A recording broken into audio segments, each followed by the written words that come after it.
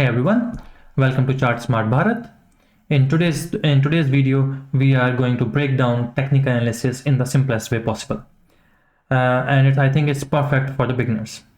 Whether you want to trade crypto, forex, currency, or equity, I think this is where your journey starts. Okay, so in today's video, what we are going to cover, first we're going to understand what candlestick charts are, what's the psychology behind the candles. After that, we will understand some basic concepts about demand and supply, or support and resistance. Then we'll talk about trend lines and some moving averages. And towards the end of the video, we are going to discuss about risk management strategies, how you can manage your risk. So let's start. But before we start, I want to clarify two things because you must have heard about fundamental analysis and technical analysis. Let's try to understand the difference between these two. So fundamental analysis is basically looks at company's performance, how their order book looks like, how their last quarter was, how the revenue is, their profitability, and all those things. And whereas technical analysis is mostly about the price movement on the chart, and I am more inclined toward technical analysis because I feel that price reflects everything. Whatever decision the company is taking, however their sales are going on, it would be presented on the charts. And if you can learn how to read that, then I have no doubt that you can make a great amount of money out of it. And with that, it also helps you with a lot other things. For example, it helps you to predict the future price movement. It also helps you to find the right entry and exit. And also it helps you to manage your risk better, because if you know where to enter and where to exit the market, you obviously can manage your risk better.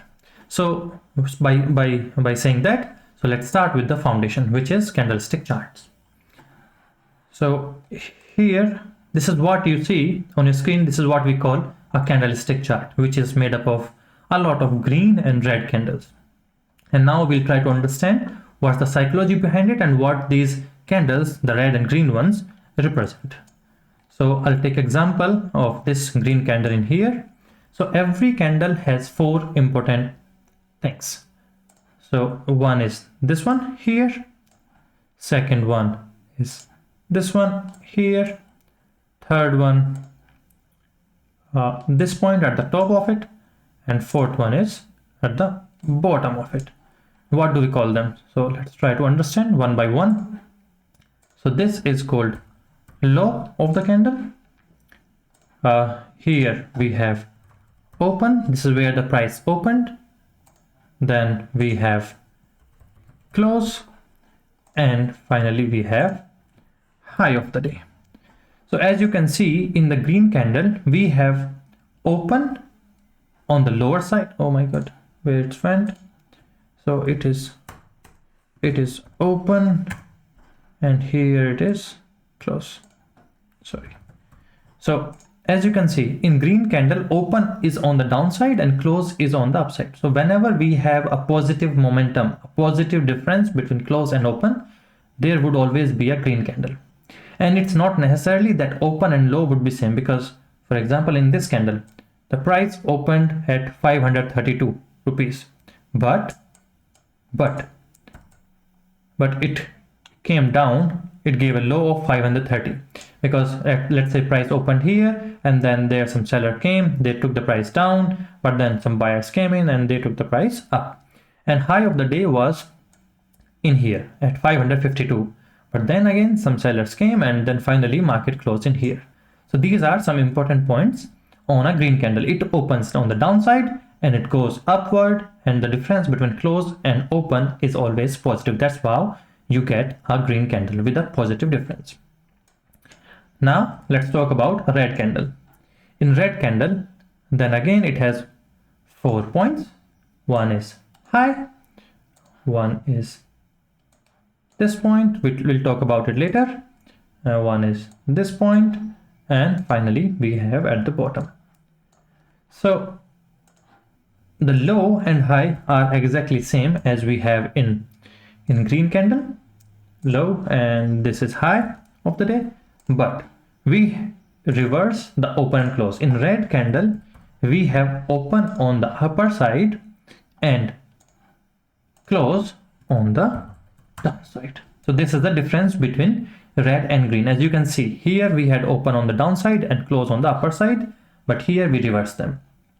So if you see, if you subtract close minus open, you will get a negative difference, and that's why price moved downwards, and that's why we see it in red.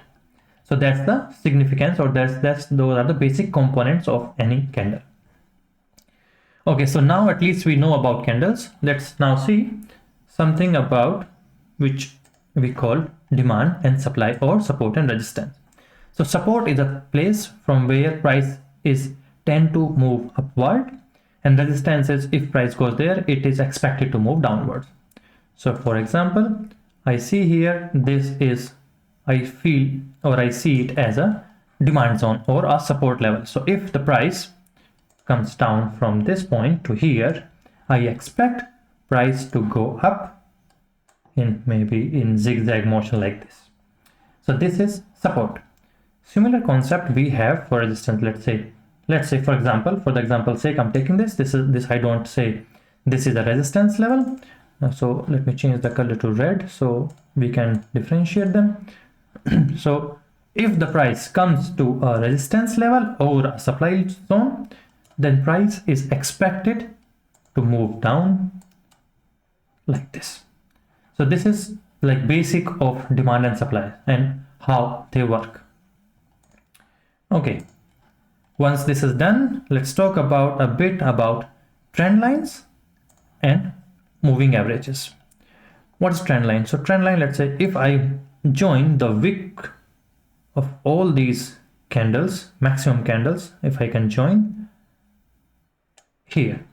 So whenever price breaks the trend line, because this is what a lot of traders use to find the breakout trade. Some of them just take entry when it breaks the trend line, but I avoid that and I always take on the confirmation. For example, this was a trend line and I avoided taking entry here. In fact, I took entry at this level. I will take entry at this level when I got the confirmation on the trend line. And you can see from here, price gave a better upward movement of like 15%. But if I compare from here, you only got a movement of only 5%. So that's the difference. But this is how trend line work, and a lot of people work based on trend line breakout. And then we have moving averages. I personally use EMA 20, exponential moving average 20 and 50. So whenever EMA 20 crosses above EMA 50, it's called golden crossover, and it implies that the movement of the price should be in the up direction, and if it crosses downward, then it's expected to go down. And you should also never trade against the trend. If the trend is up, then you should trade in the upward direction. If it's down, then you should look for opportunity in the downward direction. Then there are a lot of indicators as well which people use. I will touch upon that as well, but I would suggest you not to use 10 of them, or use at least few of them which are like good ones. For example, you can use RSI, relative strength index. It represents the strength in the trend. Then you can also use MACD, which tells you the strength and the possible reversals in the price. And then also you can use volume, which confirms the move. So if the volume is high and you are trading in the upward direction, and then which means that okay, there's enough volumes and there is expectation that price will go in that direction. So these were like basic concepts. Now we are going to talk about the most important among all, what we call risk management. So technical analysis is very powerful if you use it with proper risk management. For example, never or don't trade or don't risk more than 1 to 2% of your capital in capital per trade. That's a big no. Always trade with a stop loss. It's a must. You should never trade without stop loss, and avoid revenge trading in any scenario. Because I have seen with a lot of guys, when they join the market and they lose money in one trade, they took it as a revenge, and they keep on, they want to earn that money back from the market, whereas market is giving equal or same opportunity to everyone. It's not taking revenge on you, and you shouldn't do the same also. If you go in the revenge mode, you will tend to make a lot of wrong decisions and you will lose money. I can tell you from my experience. So never ever do revenge trading. So there you go. This is your beginner's guide to technical analysis. And always remember, it's a skill you build with time and a lot of practice. So give it some time, keep practicing, and I can guarantee you'll be good at it. So finally, if you like this video, if this helped you, comment below if you want me to explain any concept in detail, and subscribe to Chart Smart Bharat for more clear and real market learning. Thank you, take care, and bye bye.